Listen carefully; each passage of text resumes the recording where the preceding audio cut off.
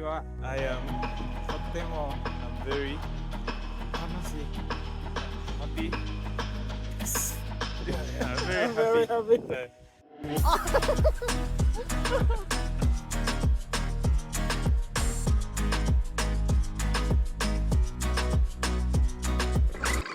So, hello, it's been snowing since morning.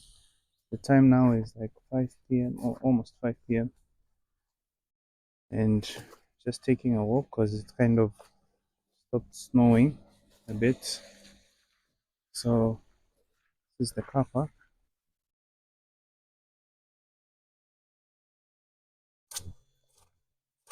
So, when people ask me, like, oh, where are you from? Like, "Oh, I'm from Zambia, somewhere, Southern Africa." And they ask, what is Zambia like?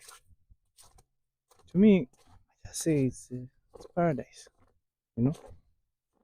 When I think about things that these guys have to go through, hmm, Barikarawino gentlemen and ladies, we're okay.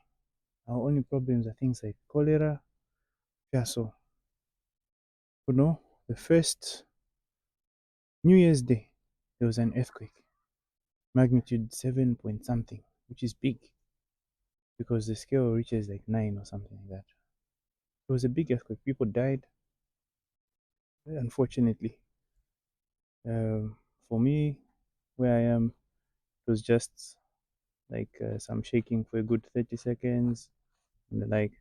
But otherwise, it was quite an experience. First time really feeling like an earthquake and the like. It was scary.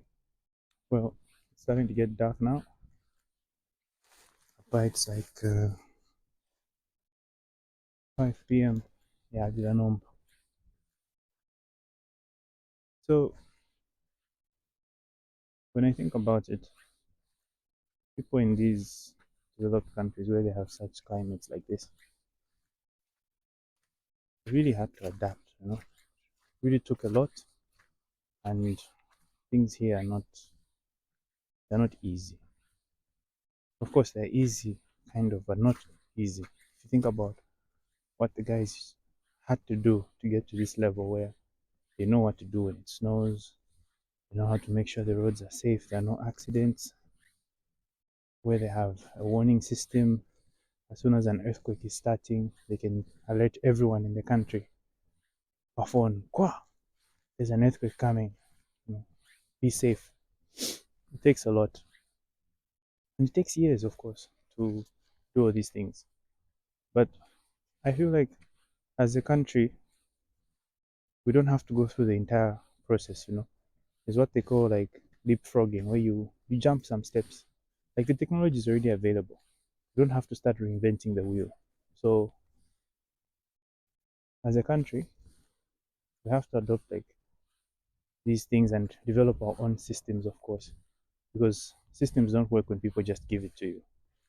You have to have that internal drive and ownership. And once you once you understand the system, you can adapt it to your own. So what am I trying to say? What I'm trying to say is in Zambia is a paradise, and we take a lot of things for granted. Of course, like there are harsh conditions out there, even in places like this. Like the snow looks nice on video, but it's cold. It's really cold. All I'm thinking about right now is a hot cup of tea and relaxing. It's the library behind me. Looks good, yeah? Yeah. It's getting dark now.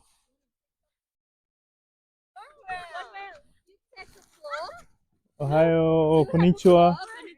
Oh, so hi. We shake hands. Hi. I can't hug him, but how? Like, yeah. Yeah. But it's cold. Really cold. Hi. No, we don't have. I like snow like this. It gets cold, but not. I think maybe 5 degrees. Right now it's like what, zero, 0 or -1 here. So it's cold here, obviously. What about Indonesia? Mm, yeah. So are you enjoying this experience? Yeah, yeah, yeah. One thing I really admire about Japan is how they have systems in place. Even their disaster warning system is like top notch. Like they have, like in the place where I'm staying, there is a speaker. It never goes on. I never knew what it was for until the day there was an earthquake, and that's when the speaker turned on. I thought it was a Bluetooth speaker, but turned on the day there was an earthquake on New Year's Eve, or rather on New Year's Day, and they started saying, brace yourself, there's an earthquake coming. Like what?